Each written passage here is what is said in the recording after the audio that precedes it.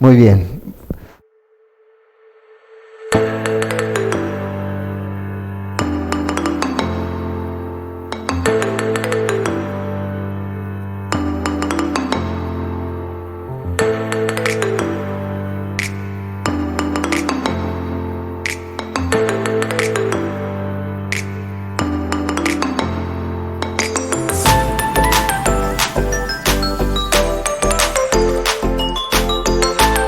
La responsabilidad al hombre y a la mujer, no solamente de administrar el huerto del Edén, sino también de multiplicarse y llenar la tierra. Entonces, si no hay matrimonio, ¿verdad? Pues no hay reproducción y no puede avanzar dentro del plan de Dios, ¿no?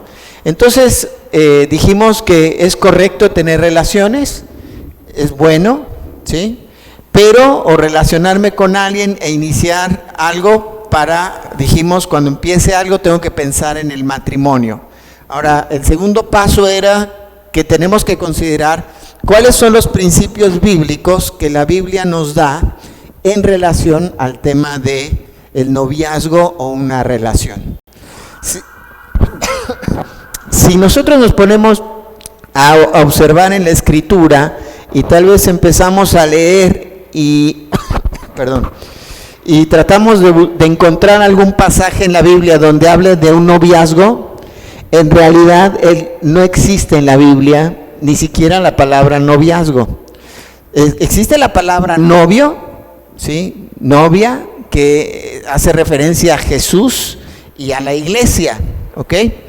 Pero no existe en la Biblia nada que hable en relación al noviazgo. Entonces, bueno, si la Biblia no dice nada en relación al noviazgo, entonces, ¿qué estamos haciendo aquí? No habla nada en relación al noviazgo, pero sí habla de muchos principios bíblicos y da consejos para comenzar o establecer una relación con otra persona que nos encamine o que nos lleve a lo que es el matrimonio. Antes de continuar, vamos a orar para poner este tiempo en las manos de Dios y Él hable a nuestra vida. Así que cierren sus ojos, inclinen su cabeza, vamos a orar. Oramos. Padre Celestial, te damos gracias en esta hora por la oportunidad que tú nos das de tomar este tiempo para tomar tu palabra, meditar en ella y ver, Señor, aquellos principios, aquellas verdades, pero también aquellos consejos de sabiduría que tu palabra nos da para que podamos iniciar una relación.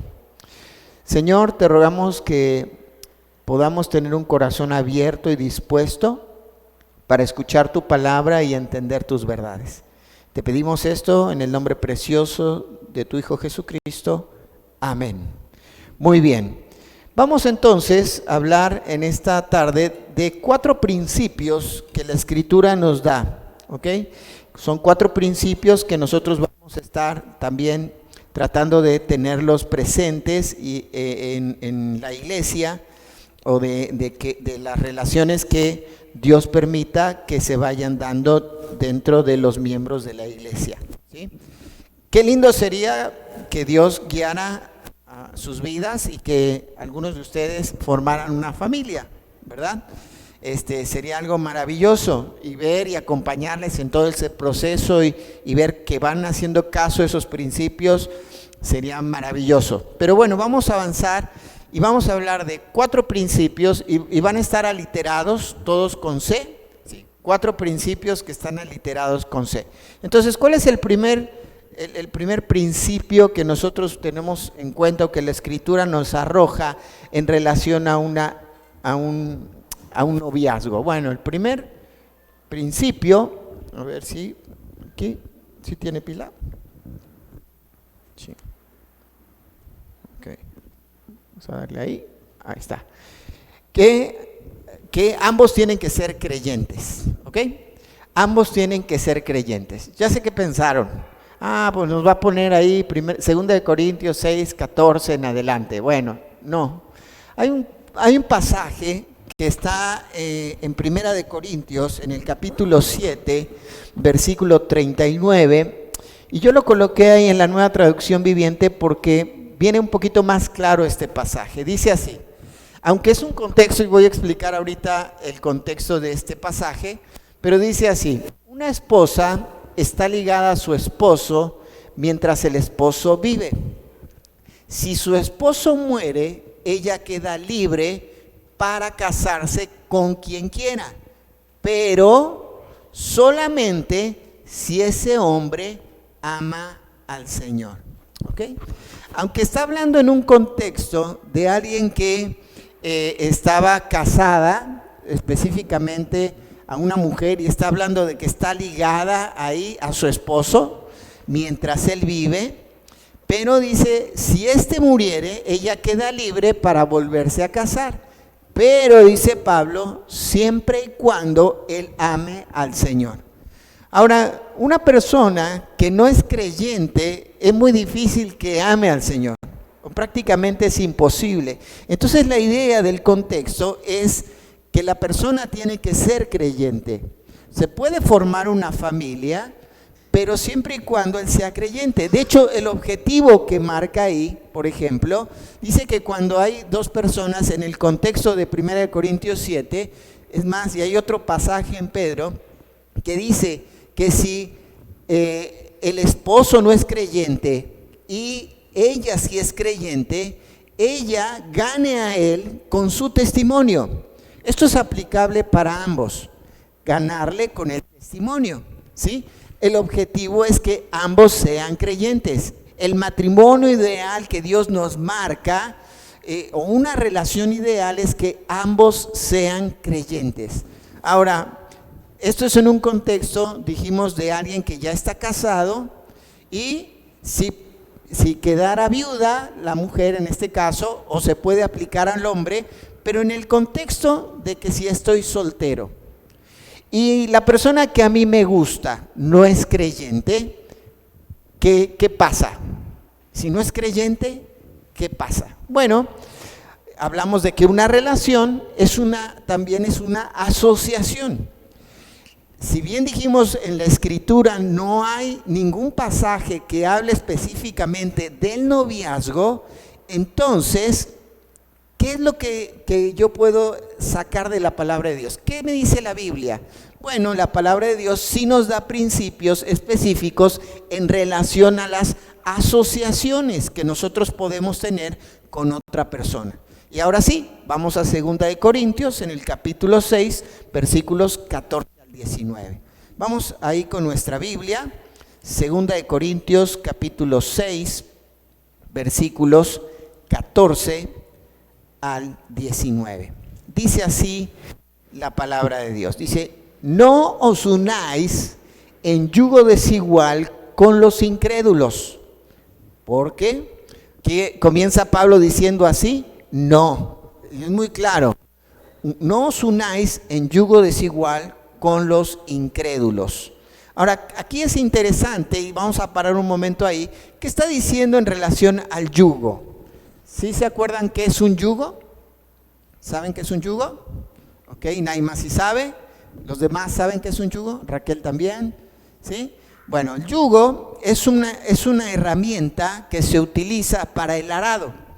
Es una madera, digamos, es una viga de madera que se le coloca a los animales, ya sea en el cuello o en el lomo de los animales, para que ambos vayan tirando del arado y el arado vaya avanzando de forma correcta, ¿sí?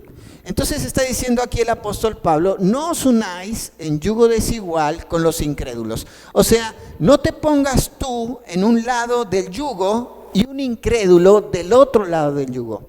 Ahora, esto está haciendo referencia a algunos pasajes que se encuentran en el Antiguo Testamento. Alguien que me ayude a leer Levítico 19:19.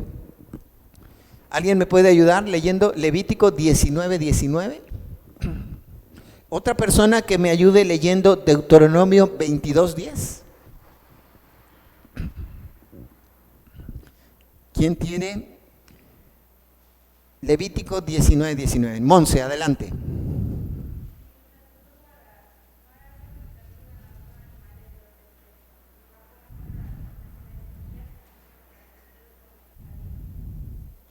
¿Ok?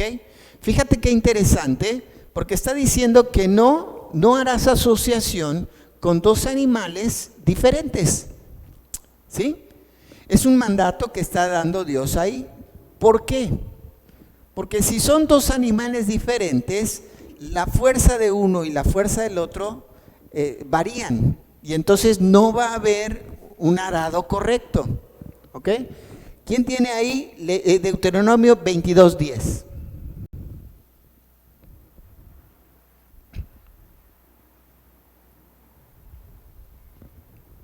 ¿Alguien tiene Deuteronomio? Adelante, Tania.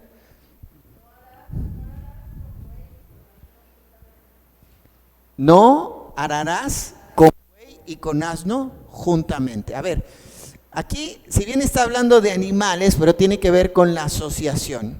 ¿Cuáles son las características de un asno? Un asno es un animal fuerte, es una mezcla de pasividad, tiene fuerza, pero es pasivo, ¿sí? Es un animal muy tranquilo, que es necesario que lo estés impulsando, arriando, ahora sí. Y el buey era un animal, generalmente era un toro, un macho, pero eran castrados, y de esa manera el toro crecía más, tenía más fuerza y era un animal muy vigoroso. Aparte, el yugo en el asno se le colocaba en el cuello y el yugo en el buey se le colocaba en el lomo. Era la diferencia que había entre ellos. Entonces imagínate que está un buey tirando por un lado y un asno frenándose. Sería imposible o sería muy complicado y el arado quedaría todo torcido. Por eso está diciendo acá, Pablo toma el ejemplo del yugo desigual. Continúa diciendo Pablo, porque, y nos da la razón, ¿qué compañerismo tiene la justicia con la injusticia? Dice, ¿qué compañerismo tiene la justicia con la injusticia? O dice también, ¿qué comunión la luz con las tinieblas? ¿Y qué concordia Cristo con Belial? ¿O qué parte del creyente con el incrédulo? ¿Y qué acuerdo hay entre el templo de Dios y los ídolos? Porque vosotros sois el templo de Dios viviente, como Dios dijo. Esto lo dijo en dos pasajes, uno que está en Éxodo 29:45 y el otro en Levítico 26:12. Pero dice, habitaré y andaré entre ellos y seré su Dios y ellos serán mi pueblo. Por lo cual salid en medio de ellos y apartaos, dice el Señor, y no toquéis lo inmundo, y yo recibiré. Y seré para vosotros por padre, y vosotros me seréis hijos e hijas, dice el Señor Dios Todopoderoso. Por razones del tiempo, no vamos a tocar los versículos, les puedo decir la cita, están en Deuteronomio 29:45 y Levítico 26:12, que incluso ahí Dios les dice que ellos no se mezclen con las personas o que no tomen mujer o hombre de esas tierras donde ellos llegaron a tomar, que no se mezclen con ellos, que no hagan asociación. Por eso está diciendo acá, y habitaré y andaré entre ellos y seré su Dios y ellos serán mi pueblo, por lo cual salid en medio de ellos, o sea, apártense, dice el Señor, y no toquéis lo inmundo y yo os recibiré. Ahora, en este aspecto vamos a ver algunas verdades que son importantes. Pues avanzarle porque creo que esto no está funcionando. Ahí está. Fíjate, cuando dice no hay compañerismo, está hablando de una interacción. O sea, no hay interacción entre lo que es la luz y las tinieblas. Dijimos la semana pasada, por ejemplo, ahí está un salón que está a oscuras, pero cuando prende la luz, la oscuridad se va, ¿cierto? O sea, no hay una interacción. Después dice, no hay una comunión, la palabra griega que utiliza ahí es koinonía, y está hablando de una sociedad. No puede haber una sociedad entre lo que es la luz, con las tinieblas, no hay sociedad. No hay compañerismo, hablamos de la justicia con la injusticia, o sea, no hay una interacción, no pueden ser, o hay justicia o hay injusticia. Y después pone otro ejemplo a través de una pregunta. Estas preguntas son para que reflexione la gente en Corinto. Dice, ¿y qué concordia Cristo con Belial? La palabra ahí concordia en el griego significa armonía, pero una armonía sinfónica. O sea, si tú comienzas una relación con alguien que no es compatible contigo, se va a oír horrible, va a desentonar totalmente. O sea, va a salir una melodía que se va a escuchar horrible, va a desentonar, esa es la idea. Ahora, no hay un acuerdo, es lo que está tratando de decir acá. No hay un acuerdo, ¿verdad? Y pone un ejemplo muy claro, de Cristo con Satanás. O sea, Jesús y Satanás no están haciendo acuerdos, no cantan juntos, esa es la idea. No hacen armonía sinfónica. Y después dice, ¿y qué acuerdo hay, o qué parte del creyente con el incrédulo? Aquí la palabra que está utilizando para parte significa porción o participación, ¿sí? Es como si dividiéramos un pastel en 8 rebanadas. Dice, ¿qué parte le toca a uno? O sea, dice, ¿qué parte le toca a un creyente con un incrédulo? No.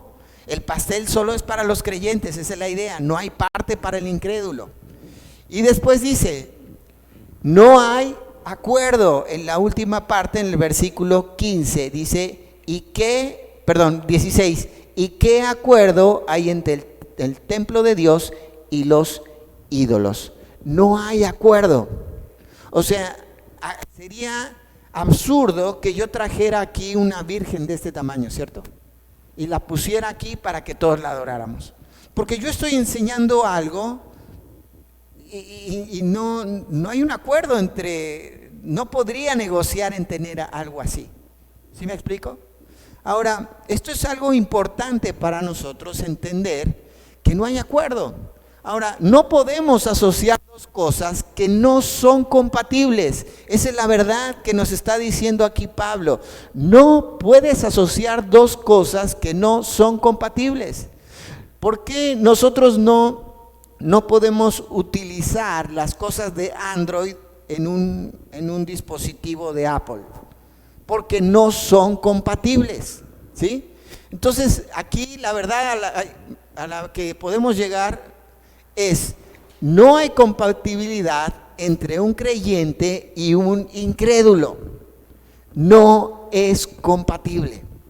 Eso es el principio que nos está diciendo Pablo. Y tal vez tú dices, bueno, pero a mí me gusta. Yo siento que puede ser mi media naranja. Bueno, escucha el consejo de Pablo.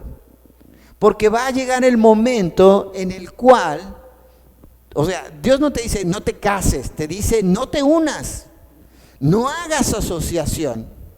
Y si te casas te va a partir un rayo. No está diciendo eso. O si te asocias, no, pero te está advirtiendo, las cosas van a tener un sonido horrible. El arado va a quedar todo chueco. No hay compatibilidad. O sea, ¿de qué sirve